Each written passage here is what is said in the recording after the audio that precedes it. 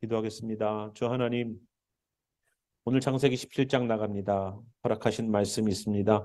허락하신 말씀, 우리의 말씀 되게 하시고, 이 말씀 성경에 써놓은 말씀이 아니라 우리가 붙잡고 나가야 될 복음의 말씀, 나를 살리는 생명의 말씀 되게 하여 주시옵소서. 오늘도 이 공동체가 말씀으로 살아나는 귀한 능력을 경험하길 소망하며, 사람이 떡으로만 사는 것이 아님을 다시 한번 경험케 하소서. 살아계신 우리 구주 예수의 이름으로 감사 기도드렸습니다. 아멘. 저희가 계속 창세기 나가면서요, 지난 시간을 한번 저희들이 보면 14장, 15장, 16장 계속 걸치면서 하나님은 아브라함과 언약의 관계를 피해 언약을 맺으셨어요. 짐승을 반으로 갈라서 그 가운데 정말로 약속을 안 지키면 이렇게 죽음을 각오해야 된다는 그러한 피해 약속을 하시고 났더니, 지난 시간에 우리가 봤지만 아브라함과 사라는 다른 자기네들 나름대로의 방법을 선택해요. 믿음을 들고 있어요. 믿음이 없는 게 아니에요. 믿음이 있기 때문에 하나님의 말씀을 믿고 본인들이 수많은 시간 수고했던 그 수고가 있기 때문에 이것이 아닌가라는 생각을 가지고 새로운 방법을 시도합니다. 그래서 결국은 새로운 방법을, 하나님이 빠진 새로운 방법을 선택했던 사라가 피해자였었습니다. 항상 그래요. 항상 하나님의 방법이 아니라 사람의 방법을 선택하는 사람이 피해를 봐요. 가위바위보를 해서 뭐를 하자 그러면 그 제안한 사람이 대부분 걸려요. 아니에요? 이상하죠? 네, 그런 것처럼 사례가 그 피해를 지난번에 경험했습니다. 하갈은 그것 때문에 그 자리를 떠날 수밖에 없었죠. 그런데 하나님이 그에게 방향을 돌리셨습니다. 그리고 나서 이스마엘에 태어났죠. 그리고 13년이 흘렀습니다. 오늘의 이야기가 시작되죠. 오늘의 이야기는 13년이 지난 이야기입니다. 지난 시간에 있었던 하갈을 드렸던 그때에서 13년이 지난 이야기. 굉장히 오래되었죠. 그래서 제목이 뭐예요? 무응답이 이제는 일상이 되어 있는. 지금 우리가 비슷한 상황이 있는 분들도 계실 거예요. 아무리 기도를 해도 응답이 안 되는 기간이, 이 집은 13년이에요. 13년 지금. 물론 그전에도 있었습니다만 13년 동안 응답이 없어요. 이러한 기도를 들고 있는 우리가 다시 한번 나가는 그런 일이 있기를 바랍니다. 아마 한 가지 이상 정도는 오랜 기간 동안 기도 제목을 들고 기도를 해도 응답 안 되는 그런 기도 제목들이 있으실 거예요. 우리가 이 가정을 보면서 무엇을 배우고 나가야 될지 한번 배우는 시간 되길 바랍니다. 창세기 17장 1절 보니까요, 아브라함 나이가 이제 99세가 됐어요. 그 위에 16장 16절 보니까 아브라함이 86세였습니다. 그러니까 16장 끝과 17장 시작은요, 아브라함의 나이로부터 시작된다는 얘기예요. 이 말은 뭐예요? 시간이 얼마만큼 지난지를 보여주려고 그러는 거예요. 13년이 지났다? 이 얘기를 보여주고 싶은 거예요. 13년 동안 이제 자기네들 방법을 선택했던 이스마엘이 태어나는 그 방법도 하나님 아니라는 거예요. 그렇기 때문에 어쩔 수가 없어요. 계속된 기도만 드려질 수밖에 없어요. 그때에 여호와께서 아브라함에게 나타나셔서 그에게 말씀하십니다. 나는 전능한 하나님이다. 엘샤다이라는 단어를 처음 쓴 거예요. 엘샤다이. 전능하신 하나님이라는 단어를 처음 쓴 거예요. 지금까지는 여호와 아니면은 야훼, 엘로힘 이런 단어들이 쓰였지 않습니까? 그런데 여기에서 처음으로 엘샤다이. 엘은 하나님을 뜻하는 거고요. 샤다이는 전능하다, 얼마이리를 뜻해요. 그러니까 하나님은 능력이, 모든 능력이 다 하나님에게 있는 하나님. 무엇이든 하실 수 있는 분이 바로 이 하나님이라는 거예요. 왜요? 누구에게? 아브라함에게.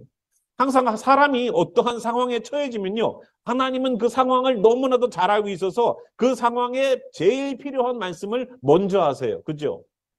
제자들이 예수님이 십자가에 못 박히시는 그런 잡혀가심이 있는 자리가 있었을 때 제자들은 어디에 있었습니까? 그들은 숨어 있었어요. 문을 잠그고 있었어요. 그때 예수님이 부활하셔서 그들에게 가셔서 말씀하셨던 제일 첫 마디가 뭡니까? 두려워하지 말라였었어요. 우리는 아는 거예요. 우리는 알아요. 니고데모가 밤에 찾아왔을 때도 예수님은 사람 속에 무엇이 있는지를 아셨다는 얘기가 바로 거기 전에 나옵니다. 사람 속을 아시는 주님께서 그들의 영광을 받지 않으시는 거예요. 사람들의 영광을. 니고데모 얘기가 나오는 바로 그 전에 나옵니다. 우리를 아시기 때문에. 지난번에도 우리가 하갈의 이야기를 했었지 않습니까? 사라의 여종 하가라 8절에 지난 16장 8절에 사라의 여종 하가라 아시는 거예요. 이 사람이 누군지를 아시는 거예요. 그런데 어디서 와서 어디로 가는지를 모른다는 건 말이 안 되죠. 자, 하나님은 우리를 아세요. 아셔서 나는 전능한 하나님이야 라고 먼저 말을 하시는 거예요. 왜? 아브라함은 뭐라고 생각하고 있으니까 이제 나는 애가 끼는 글렀어 라고 불가능이라고. 내가 기도 제목은 들고 있는데 이제는 쉽게 기도하지 못해. 이제는 그냥 교회 가서 기도 제목 내놓으라고 그러면은 늘 기도 제목 그거 있어 하나. 그거란 말이에요. 이제는 그 하나님의 약속조차도 희망을 걸어야 되나 말아야 되나, 내가 믿는다고 해야 되나 말아야 되나, 늘 꺼내놓는 보따리 풀고 기도하자 그러면은 또 그 보따리 풀어놨다가 기도 끝나면 다시 보따리 탁 싸가지고 집에 갔다가 또 그 다음 주에 또 끌고 가고 똑같은 기도 제목으로 갔다는 거예요. 그래서 여기에서 하나님이 전능자 하나님, 전능한 하나님 엘샤다이라고 말씀하시는 거예요. 네가 지금 불가능하다고 생각하지? 나는 전능한 하나님이야 라는 얘기부터가 시작이에요. 우리를 아시기 때문에. 아브라함의 불신을 알기 때문에. 믿는다고 해요. 하나님과 대화해요. 하나님 앞에 엎드려요. 3절 보니까. 그런데 내가 너에게 자식을 주겠어 그러니까 아유 이스마엘이나 축복해 주세요. 제 나이가 얼마고 제 아내 나이가 얼만데 우리에게서 아기를 그냥 이스마엘이나 축복해 주세요 하면서 아브라함은 17절에 보니까 그 하나님의 축복이 있는 이야기를 하니까 엎드려서 웃었대요. 엎드려서. 경배는 하는데 웃고 있어. 야, 이중적이죠. 그죠? 예배는 드리는데 에이 설마 되겠어? 기도하러 와서 기도를 하는데 기도 열심히 주여 믿습니다 해놓고 속으로는 에이 되겠어? 이중적 태도로 보이고 있단 말이에요. 온전한 신앙일까요? 온전한 신앙 아니에요. 온전한 신앙이 아니에요. 그러니까 하나님이 그거를 정확하게 아셔요. 나중에 얘기를 하다 보면. 아브라함의 신앙의 상태는 바로 이 상태예요. 하나님이 계신 거는 믿어요. 그런데 하나님이 나에게 역사하실 거는 그거는 환경을 보십시오. 상황을 보십시오. 이것이 이루어질 일인가요? 자기 상식으로는 이제 자기 노력으로도 안 되고 상식으로도 안 되고 아무것도 안 돼요. 그때 나타나신 하나님이 뭐라고 말씀하셨다고요? 나는 전능한 하나님이야 라는 말씀이에요. 내 상황 가운데 우리 하나님이 갖고 있는 여러 이름들이 있죠. 나는 우리에게 치료가 원하신다. 그러면 여호와 라파예요. 나는 너에게 의사로 다가갈 거야 라고 말씀하신다고요. 우리에게 뭔가 인생에 준비하는 그 과정들이 필요합니다. 그럼 뭐라고 불러요? 여호와 이레. 하나님께서 준비하셨다. 내 걸음걸음 주님께서 준비하셨다. 그럼 난 여호와 이레를 믿고서 나는 미래를 향하여 나가는 거예요. 하나님이 준비하심을 믿고. 하나님의 여러 이름들이 정확하게 우리들에게 사용됐으면 좋겠습니다. 그죠? 그 역할에 맞게 하나님이 말씀하신다는 거예요.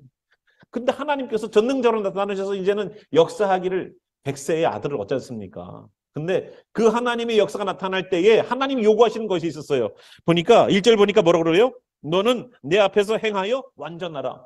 근데 이게 실질적으로는요 2개예요. 우리가 해야 될 게 2개예요. 첫 번째가 뭐냐면요 하나님 앞에서 걸어가는 거예요. 행하는 거예요. 여기 우리 성경에는 행하는 거라고 나와 있는데 행하는 것을 행하여 완전하라가 아니라 행하는 것과 엄밀히 히브리 말로 보면은요 걷는 거예요. 오고 가고 하는 거예요. 하나님 앞에서 오고 가고 하고 하나님 앞에서 걸어가는 거예요. 그 말은 뭐냐면 하나님의 말씀 앞에서만 사는 사람이에요. 그리고 두 번째가 뭐예요? 완전하게 살아라는 거예요. 완전하게. 죄 짓지 말고 완전하게 완벽하게 살아라는 거예요. 우리가 완벽하게 사는 문제에 대해서는 이미 내 손을 떠난 문제처럼 보이죠. 우리가는 다 연약해서요. 완전해질 수도 없고요. 완벽할 수도 없어요. 근데 하나님은 요구하세요. 그러면 우리가 죄를 짓는 순간까지 있을 수도 있지만 회개하고 주님 앞에서 서 있는 어느 순간까지는 그 순도가 보장된다는 거예요. 순도가 완전함으로 온전함으로. 그러니까 하나님은 지금 요구하시는 건 뭐다? 전능자 하나님이 우리들에게 요구하시는 것은 바로 이것이 중요하기 때문에 요구한단 말이에요. 중요하기 때문에. 왜 내 기도가 지금까지 기도해도 응답이 안 됐는가 한번 돌아보세요. 내가 주님 앞에 완전히 행했던가? 내가 주님 앞에서의 삶을 살고 있던가를 한번 우리는 돌아봐야 돼요. 왜? 하나님이 그거를 중요하게 보시니까. 중요하게 본다는 거예요. 그러니까 전능자 하나님을 말씀하시면서 내가 너에게 언약한 것을 지키게 하려고 하는데 우리에게 요구하는 건 뭡니까? 완전하게 살아가는 거예요. 하나님, 저는 연약한 사람이에요. 되질 수도 있죠. 실패할 수도 있죠. 이거를 이미 내가 또 안고서 마음에 나는 연약해 라고 아예 마음 먹고 들어가는, 그러면 안 돼요. 그러면 지는 거예요. 에휴, 내가 뭐 시험에 100점 맞을 수 있어서 뭐 그냥 뭐 한 70점 맞으면 잘 맞은 거지. 아예 내가 마음 먹고 들어가는 거예요. 목표는 뭘로? 100점을 목표로. 100점 목표로 해야지 90점은 될까 나올 거 아니에요. 나는 맨날 70점 맞으니까 내 목표는 그냥 70점. 그럼 60점 맞아 오더라고. 목표가 aim high. 예. 그죠? 높이 타겟팅을 해야 돼요. 그래서 하나님 우리에게 요구하시는 건 뭐예요? 전능자의 하나님의 역사를 경험시키려니까 아브라함에게 요구하시는 것은 하나님이 중요하게 보는 것은 뭐냐면 죄짓지 말고 살아라 라는 그 말을 두 가지로 하는 거예요. 하나님 앞에서 걸어가고 하나님 앞에서 완전해져라. 이 두 가지의 것을 하나님이 요구하셨습니다. 하나님이 중요하게 보시는 거예요. 2절 보니까 다시 하나님의 언약을 기억나게 하세요. 내가 내 언약을 나와 너 사이에 두어 너를 크게 번성하게 하리라. 예, 지난번에도 말씀하셨던 장면이죠. 그러니까 아브라함이 3절 보니까 엎드렸어요. 엎드렸다는 말은 주님만이 맞습니다. 주님을 경배합니다. 그런 뜻이죠. 하나님이 또 그에게 말씀하십니다. 그리고 두 가지를 요구하세요. 첫 번째는 뭐냐면요. 이름을 바꾸세요. 5절과 15절에 보니까 아브라함의 이름을 아브라함으로 바꾸시고요. 사라의 이름을 사라로 바꾸셔요. 뭐 그 이름이 그 이름인데 바꾸려면 완전히 뭐 다른 이름으로 주지. 아브람에서 아브라함. 뭐 조금 바꿔놓고서 이게 대단한 거 바꾼 것처럼 이렇게 우리는 뭐 별로 의미 안 두죠? 근데 의미가 달라요. 아브람, 옛날 아버지가 줘줬던 아브람이라는 이름은요, 존경받는 아버지. 그냥 너는 네 집안에서 존경받는 아버지로 사는 게 인생의 목표야. 이 아브람의 아버지는 아브람을 그런 이름을 줬을까요? 근데 이 사람이 아기를 못 낳아. 참 어때요? 이름이 합당해요? 아버지가 준 이름도 합당치는 않은 것 같지만 어쨌거나 나는 네가 우리 아기가 태어났는데 이 아이가 나중에 이 집안에서 존경받는 아버지가 됐으면 좋겠어. 근데 아무래도 이 아브라함의 아버지가 모르겠어요. 심리 상담적으로 가정에서 아내에게 구박받는 남편이 아닌가. 그래서 아브라함이 태어났는데 너는 존경받는 아버지가 돼. 나는 집에서 존경을 못 받아. 그러니까 모르겠어요. 이거는 성경적으로 얘기하지 않아요. 그냥 심리적으로만 한번 본 거예요. 그러지 않았을까. 얼마나 집에서 그냥 그랬으면은 아들의 이름을 줄 때 너는 집에서 존경받는 아버지가 되라. 그런데 아브라함을 아브라함으로 바꿔놓으셨어요. 열방의 아버지, 열국의 아버지, 민족들과 군중들의 아버지라는 이름으로 바꿔놓으셨어요. 사례는 어때요? 사례는요, 뜻이 뭐냐면 공주예요. 공주. 집에서 얼마나 그냥 예쁜지. 여러분 생각해 보세요. 딸이 태어났으면 너무 예뻐요. 커서도 어릴 때도 예쁘고 커서도 예뻐. 어떤 애들은 뭐 어린 쪽에는 뭐 이렇게 좀 힘들면은 좀 야 괜찮아. 나중에 되면 이뻐질 거야. 하고서 키우잖아요. 어쨌거나 어릴 적도 이뻤고 커서도 이뻤어요. 근데 이름을 처음부터 공주로 줘놨어요. 그러니까 맨날 그냥 손가락에 물도 안 닿고 살려고 하는 그런 게 있었죠. 그랬다가 사라는 이름으로 바꿔줘요. 사라는 뜻이 뭐냐면은 귀부인이란 뜻이에요. 그래서 이 귀부인은 혼자서 그냥 엘레강스한 옷을 입고 뭐 그런 사람이 아니라 사람들로부터 존경받는 사람이란 뜻이에요. 이제는 내가 주목받는 곳에서 내가 주목을 받아도 내가 품위 있게 인품적으로 성격적으로 여러 가지 때문에 내가 존경을 받는 사람이 되었다는 것으로 바뀌기 시작했어요. 그 전까지만 해도 내가 중심이었죠. 내가 공주인 줄 알았죠. 그런데 바뀌기 시작해요. 하나님의 시선은 바꿔나가기 시작합니다. 근데 보세요. 아브라함이든 사라든 그들에게 합당한 이름일까요? 자식이 없어요. 열국의 아버지라고요? 합당치 않은 이름이에요. 어쩌면 부담되는 이름 아니겠습니까? 만약에 자식이 없어요. 근데 그 이름을 뭘로 바꿔놓으셨어요? 열국의 아버지.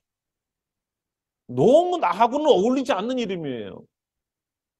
어쩌면 우리들이 들고 있는 이름과 비슷해요. 우리는 그렇게 살지 못하는데도 하나님은 예수님을 십자가에 못 박으셨다는 이유 하나만으로 성도라고 불러줘요. 거룩한 사람. 또 하나님의 자녀. 나는 하나님의 자녀로 못 살고 있는데 하나님의 자녀라는 이름을 주세요. 왕 같은 제사장. 굉장히 부담되는 이름들을 잠깐만 주세요. 그리스도인. 예수님을 위하여서 자기의 목숨을 내놓을 만한 그리스도인. 이런 걸 들으면서도 우리는 부담 안 돼요. 그죠? 그렇게 사니까 우리는. 그죠? 부담이 안 돼요. 근데 아브라함은 어떻을까요? 굉장히 부담되는 이름이에요. 나랑은 정말로 색깔이 안 맞는 이름이에요. 여러분들이 살고 있는 현장에 제가 갑자기 나타나서 집사님! 하고 그러면 여러분 감당할 수 있어요? 성도님! 제가 세상 친구들이랑 재밌게 놀고 있는데 목사님! 하고 누가 부른다면 부담되는 현장이 있을 수도 있겠죠. 그죠? 그러니까 평상시에 잘 살아야 돼요. 평상시에. 그죠? 나를 부른 호칭이 부담되지 않는 자리에 사세요. 예? 단을 기울이고 있는데, 집사님. 하고 목사님이 나타나신다면 굉장히 그 자리가 부담될지도 몰라. 예, 급습할지도 몰라요, 집을. 자, 아브라함과 사라는 아브라함과 사라라는 이름을 바꿔놓으셨는데 자기에게는 걸맞지 않는 옷을 입은 것처럼 굉장히 부담스러울 거예요. 우리도 똑같은 이름들을 주셨어요. 그런데 그 부담되는 이름 앞에 우리가 어떻게 살아가야 될까요? 또 하나 하나님께서 허락하신 것은 뭐냐면 두 번째가 할례라는 거예요. 할례는 뭐냐면 남성의 성기에 표피를 베어서 할례를 행하는 거예요. 그것이 언약의 표징이다라고 나와 있습니다. 그래서 모든 남자들은 그 집안에 있는 모든 남자들은 태어난 지 아기면 8일 만에 할례를 행하래요. 그래서 8일이라는 이 8이라는 숫자가 어떤 의미였습니까? 8이라는 숫자는 새로운 시작을 뜻한다라고 말씀드렸죠. 일주일의 시간이 끝났어요. 그러면 다시 월요일이 시작되는 날은 8번째 날이에요. 그래서 이 8이라는 숫자는 다시 시작을 의미한다고 말씀드렸습니다. 그리고 하나님께서 모든 인류를 다 멸하시고 새롭게 시작할 새 인류는 몇 명으로 시작합니까? 8명으로 시작해요. 그래서 하나님의 새로운 시작, 새로운 도전, 새로운 인생은 8일부터 시작하는 거예요. 그래서 여기 있는 것처럼 새로운 인생, 부모에게서 태어난 인생이 아니라 이제는 하나님에서 다시 태어나는 사람으로 살아갈 인생. 그래서 8일째부터 할례를 행해서 이 사람이 성민으로서 평생 이스라엘 백성으로 살아가기를 원하시는 하나님의 영원한 언약이라고 13절에 나와요. 영원한 언약이에요. 영원한 언약. 그냥 한두 번 해야 되는 언약이 아니라 영원한 언약. 그래서 하나님은 두 가지를 요구하셨어요. 첫 번째는 이름을 바꿔놓으신 것, 두 번째는 할례를 행하는 것. 이름 바꿔놓으신 것은요, 동사무소 가서 하면 돼요. 그죠? 근데 할례를 행하는 거는 내가 직접적으로 어떠한 행위를 해야 되는 거예요. 내가 직접적인 어떤 행위를 해야 되는 거예요. 뭐가 요구돼요? 믿음이 요구돼요. 자, 하나님께서는 그리고 사라의 이름도 바꿔놓으시고 난 다음에 하나님께서 축복하신다라는 할례의 이야기와 이름을 바꿔놓으신다는 이야기를 하시고 진행해 나갈 때 아브라함은 하나님의 약속을 듣고서 비웃었어요. 엎드려서. 아까 말씀드렸듯이 비웃었어요. 그래서 이삭이라는 이름의 뜻이 뭡니까? 그가 웃었다. 웃음이란 뜻이에요. 그러니까 이삭이라는 이름은 그런 뜻이란 말이에요. 별로 뭐 굉장히 의미 없는 것처럼 보이죠. 근데 100세에 얻은 아들을 대하는 아버지의 마음은 어떤 마음일까요? 기분 나쁠까요? 야, 너 때문에 내가 말이야. 25년을 말이야, 장장. 25년을 진짜. 헛수고를 했단다, 아들아. 너를 얻기 위해서. 기분 나빠서 아들을 볼까요? 이삭을 볼 때? 얼마나 귀중할까? 볼 때마다 기쁘겠죠. 볼 때마다 기쁘겠죠. 야, 너 때문에 결혼했어가 아니라 볼 때마다 기쁘겠죠. 그런데 그 면만 있는 게 아니에요. 다른 면도 있어요. 내가 하나님 앞에서 비웃은 것에 대한 기억남이 있는 이름이에요. 평생. 내가 내 이삭을 볼 때마다 기쁜 마음도 있지만 또 다른 한 면은요. 내가 그때 하나님을 비웃었지. 이것을 평생 잊지 말라는 거예요. 그것 때문에 내가 주님 앞에서 잘못했지. 나로 겸손하게 만드는 이유를 어떠한 상처 하나를 딱 줌으로써 기억하는 거예요. 우리 민국이가 2살 때 다이퍼 하나 딱 차고 위아래로다가 탁 타잔처럼 부엌에 가서 웍을 딱 들고 막 진짜 무슨 뭐 웍을 들고서 전직 나가는 아이처럼 뛰다가 탁 넘어지면서 웍을 탁 댔는데 본능적으로 넘어지니까 아이가 손이 앞으로 오는데 웍을 들고 있는 상태에서 놓은 거예요. 웍을 놓고서 이렇게 잡아 이렇게 앞을 이렇게 해야 되는데 웍을 들고서 이렇게 해갖고 웍 엣지 끝에가 여기에 딱 찌면서 바닥에다가 탁 했는데 여기가 진짜 면도날로다가 벤 것처럼 코부터 시작해서 쫙 눈부터 1cm 어릴 적이니까요. 눈부터 1cm에 탁 해갖고 피가 영화에서 보는 거 전 집에서 봤어요. 제가 그거 보고서 애가 다칠 수도 있지 이 생각이 드는 게 아니라 하필이면 왜 얼굴을 제가 그것 때문에 하나님 애 얼굴을 저렇게 하면 어떻게 해요? 그 지혈을 시키고서 병원을 갔더니 병원에 가서 보니까 이제 눌러놔가지고 지혈은 되는데 애는 뛰어다니니까 병원에서 빨리 처리를 안 해주는 거예요. 이멀전시 들어갔는데 일단은 기다리잖아요. 나중에 흘리게 내들 걸. 얘가 애는 거기서 이렇게 뭐 붙이고서 뛰어놀아요 또. 그때 깨달은 것. 아, 얼마나 감사한지. 얼마나 감사한지. 요거 1cm만 올라왔으면 실명했을 텐데. 눈을 잃었을 텐데. 1cm면 애 얼굴이 2cm예요. 그때부터는요. 불평이 감사로 바뀌었어요.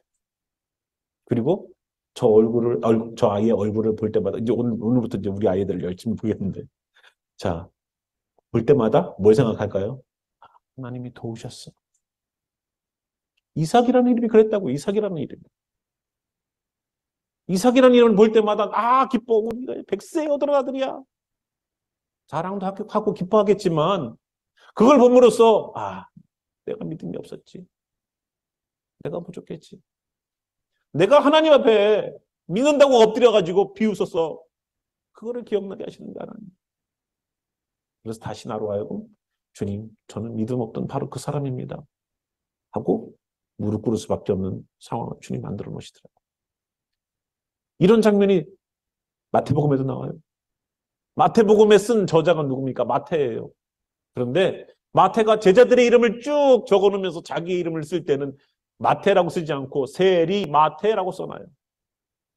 뭘 그게 세리한 게 자랑이라고. 사람들은 세리면은 백성들의 눈을 삥 뜯는 양아치처럼 생각했던 죄인이라고 생각했던 사람들인데 그거를 앞에다가 탁 써놔요.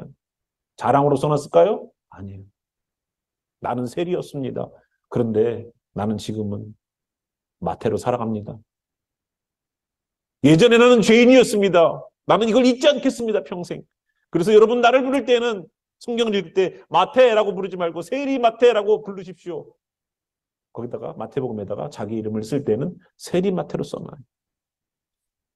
내가 나의 부족한 모습을 나는 안다는 거예요. 나는 죄인이었을 때 나는 그런 삶을 살았다는 것을 자기가 인정하는 거예요.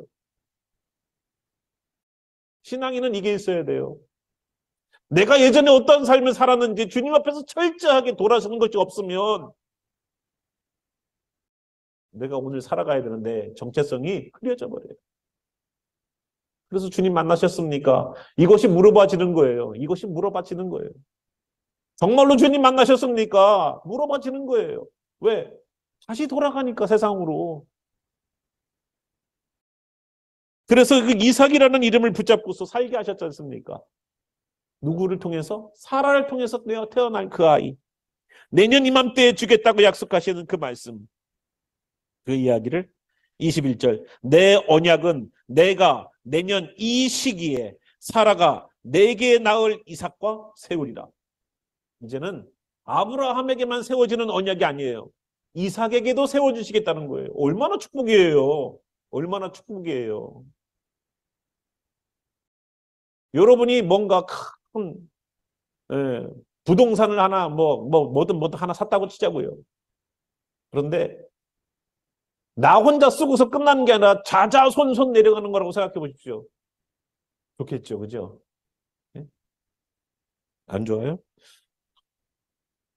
여러분의 생각은 저와 생각과 많이 다르네요. 자, 그래요. 그래서 22절 보니까 하나님이 아브라함과 말씀을 마치시고 그를 떠나 올라가셨습니다. 23절 보니까 이에 아브라함이 하나님이 자기에게 말씀하신 대로 언제요? 언제? 이날에. 아브라함의 순종은 어떤 순종일까요? 아브라함의 순종은 즉각적이에요. 나중에 이삭을 하나님께 바쳐라 라고 얘기를 합니다. 그때는 어떻게 언제 일어났어요? 이른 아침에. 굉장히 고민되는 밤이었겠지만 주님 한 며칠 뒤에 제가 고민해보고 기도해보고 하겠습니다 하지 않았어요. 즉각적인 움직임이었었어요. 신앙의 믿음의 행동은요, 아브라함은 어떻게 보였냐면 신속하게 보였어요. 순종을 어떻게 해라? 신속하게. 그런데 그게 다가 아니에요. 23절에 보니까 또 중요하게 보는 게 뭐냐면 이스마엘과 집에서 태어난 모든 자와 돈으로 산 모든 자 곧 아브라함의 집사람 중 모든 남자를 데려다가 그 표표를 배웠대요. 자, 할례를 받으면 얼마 정도 고통이 갈까요? 지금은 의학이 발달돼서 진통제를 먹지 않습니까? 그런데 진통제 없이 이때는 진짜 생살을 자르는 거예요. 마취도 없이. 나중에 여러분 아시겠지만 야곱의 아들들이 디나가 이방 족속에 가서 강간당하는 일 때문에 그 족속을 싹 멸할 때 할례 받은 지 3일 만에 갔어요. 제일 고통이 심할 때 갔대요. 지금은 진통제 먹고서 우리가 버티니까 언제가 제일 아픈 시기인지는 잘 몰라도 이때만 해더라도 이게 보통 이 뜨거운 떼약볕이 내리쬐는 습하고 뜨거운 그 지역에서 이 스킨이 치료를 받으려면은 최소한 일주일에서 열흘 이상은 가지 않을까요? 그런데 여기 놀라운 게 있어요. 모든 남자를 데려다가 했대요. 그럼 누가 지켜요? 누가 지키냐고요, 이들을. 아브라함에게는요, 318명의 잘 길리운 군사가 있었어요. 사병이 있었다고요. 왜 필요했을까요? 그 사병들은 물론 노동력이 필요한 농사를 짓거나 뭔가 일을 할 때도 필요하겠지만 군인으로서의 의무가 더 많았단 말이에요. 롯을 구출하러 갈 때 자기가 길리운 사병들을 데리고 갔어요. 이 말은 뭐냐면 이들이 살아가는 인생 속에 사병을 거느리지 않으면 목숨이 위태로운 그러한 삶을 살고 있었다는 얘기를 반증적으로 해주는 거 아닙니까? 그런데 모든 남자를 데리고 와서 할례를 행했대요. 그러면 뭐예요? 아브라함의 순종은 신속할 뿐만 아니라 믿음 안에 담대하게 나가는 거예요. 나의 보호하심은 누구에게 있다? 하나님에게 맡기는 거예요. 하나님께 순종하면은요, 때로는 담대함이 필요할지 몰라요, 우리에게. 담대함. 어떨 때 제가 옛날에 헌금을 드릴 일이 있었어요. 여러분들이 또 이거 얘기하면 또 헌금 목사님 이상 얘기해. 자, 제 얘기를 하는 거예요. 여러분들에게 하건 안 하건 그건 여러분 몫이에요. 헌금을 드릴 일이 있는데 이 헌금을 드리면 내 생활비가 너무 쪼달려서 진짜 크레딧 카드 이것 메꾸고 이것 메꾸고 이것 메꾸고 예, 뭐 그렇다고 뭐 크레딧 카드가 이것도 뭐 다 비어 있는 게 아니잖아요. 어느 정도 쓰고 있잖아요, 계속.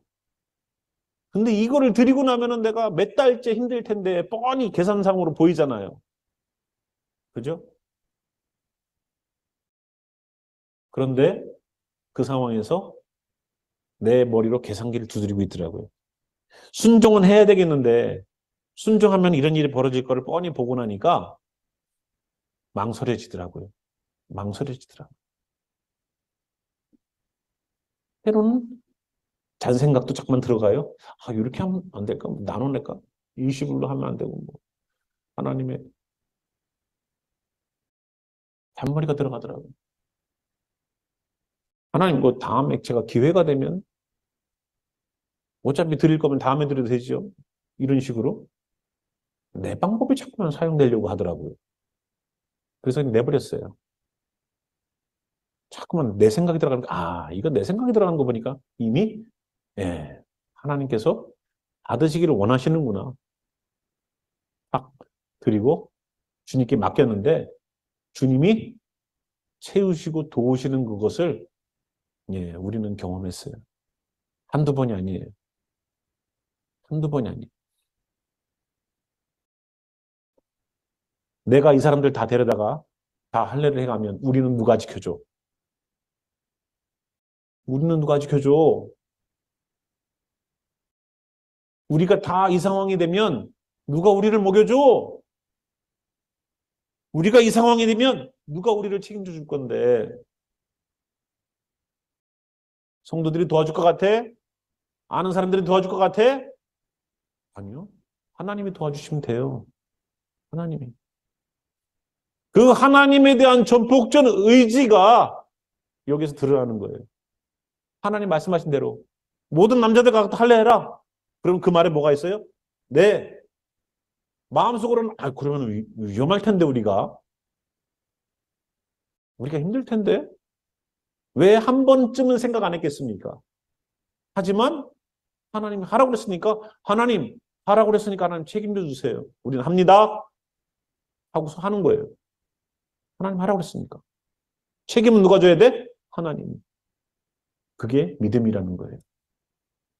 때로는 무식해 보이죠. 아이, 그래도 조금 좀 뒷돈을 남겨놓고서 좀, 어? 또, 좀 이렇게 해야지. 방법을 좀 모색해놓고 해야지. 뭐, 무대뽀로 그렇게 하나? 여기 아브라함은 그렇지 않았어요. 하나님이 말씀하시면 그것에 대한 즉각적인 반응이 나왔고, 담대하게 하나님의 말씀을 믿고 나아갔고, 하나님이 책임져 주세요라고, 하나님 우리를 보호해 주세요라고, 기도하며 나가는 그런 마음으로 나갔을 겁니다. 그러니까 이런 행동들이 나오는 거예요. 모든 남자를 데려다가 할례를 행했대요. 할례를 받은 나이도 나와요. 아브라함은 99세, 그 아들 이스마엘은 13세. 27절 보니까 그와 함께 할례를 모든 사람이 받았다는 거예요. 야, 진짜 믿음의 행동을 했구나. 그냥 할례 받았다는 게 할례 받았다는 얘기가 아니라 믿음의 행동이었구나. 이름을 바꾸는 것과 할례를 받는 것, 그거 다 믿음이 필요했구나. 나는 믿지 못할 이름 받아놓고 나랑 전혀 상관없는 이름 받아놓고서도 주님 이렇게 될 줄 믿습니다라는 믿음도 필요했고요. 할례를 다 시키면서도 뭐가 필요해요? 믿음이 필요한 거예요. 하나님 날 보호해 주실 믿음. 그러니까 아브라함이 믿음의 조상이 될 수밖에 없는 믿음의 훈련들이 엄청나죠. 아니 어디를 봐도 믿음의 훈련이에요. 그죠? 아니에요? 어디를 봐도 이 사람은 믿음의 훈련이에요. 인내의 훈련, 믿음의 훈련. 지금 우리 성도들이 주님 나라를 기다리는 사람들이 필요한 덕목 아닙니까? 주님 나라? 에이, 주님 오신다고 한 지가 2000년이 넘었어요, 주님. 2000년이 넘었어요, 2000년. 언제까지 기다려요, 우리가? 제가 주님 오신다고 설교한 지가 벌써 10년이 넘었어요, 주님. 저는 어릴 적부터 주님 곧 오십니다라는 얘기 들었어요, 저는. 여러분, 저는 목사님 아들로서 예수님 오신다는 얘기를 저는 어릴 적부터 들었어요. 아직도 안 오셨네. 언제 오시려고? 혹시 우리가 그렇지 않아요? 지금 이 상황이? 이제는 주님이 오신다는 이야기도 우리의 기도 제목도 무응답이 일상이 되어져 버린 오늘 주님이 만약에 오신다면 여러분 믿음의 행보를 걸은 것을 보여줄 수 있습니까? 신속하고 대담하게 아브라함처럼 정말로 믿음의 결과물들을 보여줄 수 있어요? 주님께? 하나님은 말씀하시고 떠나가셨더니 그 이 날에 23절 보니까 이 날에 주저하지도 않고 자기 행동을 옮기는 아브라함. 하나님이 올라가시자 그는 벌써 칼부터 갈았더라. 믿음의 행동 보일 수 있습니까? 주님이 오실 때에는 우리가 회개할 수 있는 시간조차 없습니다. 여러분, 에스더를 여러분 나가고 있잖아요. 그가 모르드게의 일 때문에 골치 아파서 집으로 가서 그랬을 때 그 가족들과 지혜자들이 뭐라고 그랬습니까? 이제 그 사람이 진짜 과연 니네 사람이면 너 못 이겨. 너 이제 굴욕당했지? 시작이야. 결코 이기지 못해. 라는 말이 채 끝나기도 전에 그의 인생은 막 그냥 쫓아가는 거예요. 그냥 막 궁에서 막 굴러가. 빨리빨리 오시오. 빨리빨리 오시오. 지금 빨리 예?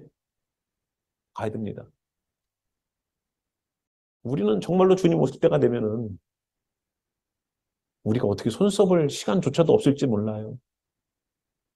지금 우리가 성도라는 이름을 받고 지금 우리가 그리스도인이라는 이름을 들고 살아도 우리랑은 전혀 상관없는 이름으로 사는 많은 사람들이 있을 겁니다.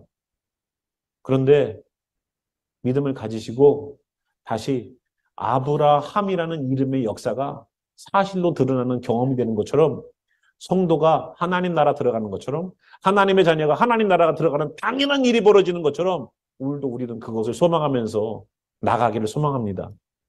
그래서 여러분 믿음이 있는 사람이 되셔야 돼요. 믿음이 있는 분들이 되셔야 돼요. 그래서 결단하고 주님 앞에 나간 우리가 되길 바랍니다. 성경에서는요. 할례와 침례를 같이 보고 있어요. 세상을 끊어내는 일로 보고 있어요. 세상과 세상에서 나는 죽고 그리스도 안에서 다시 태어남으로 보고 있습니다.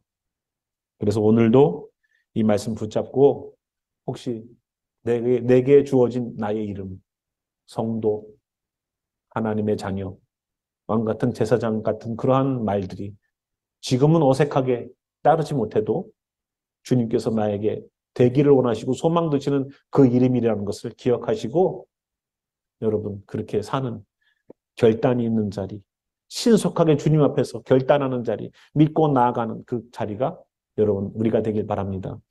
함께 우리 일어나셔서 말씀 가운데 함께 기도할까요?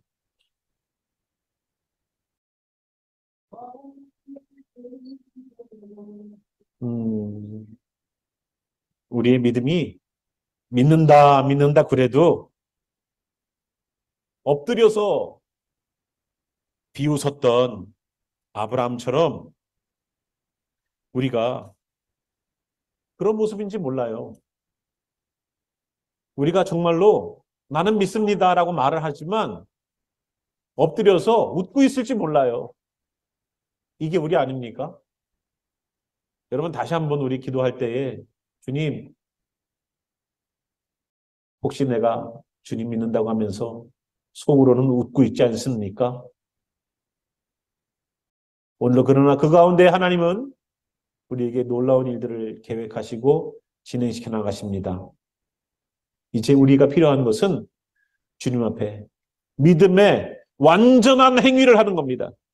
그것이 지금까지 응답이 없었던 이유였는지 몰라요.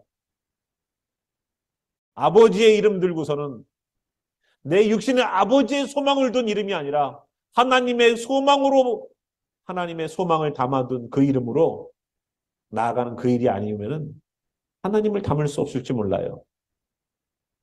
함께 우리 기도하면서 주님, 나도 믿음의 사람으로 변화되게 도와주시옵소서. 함께 기도하겠습니다.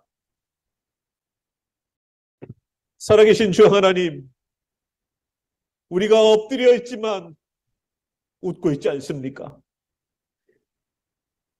우리가 엎드려서 하나님을 경배하는 자리에 있지만 속으로는 믿음 없는 그러한 마음을 들고 있지 않습니까? 그러한 그에게 이삭이라는 이름을 주셨을 때 얼마나 뜨끔했을까요? 네 아들의 이름은 이제 이삭이 될 거야. 그 이름을 받았을 때 얼마나 뜨끔했을까요?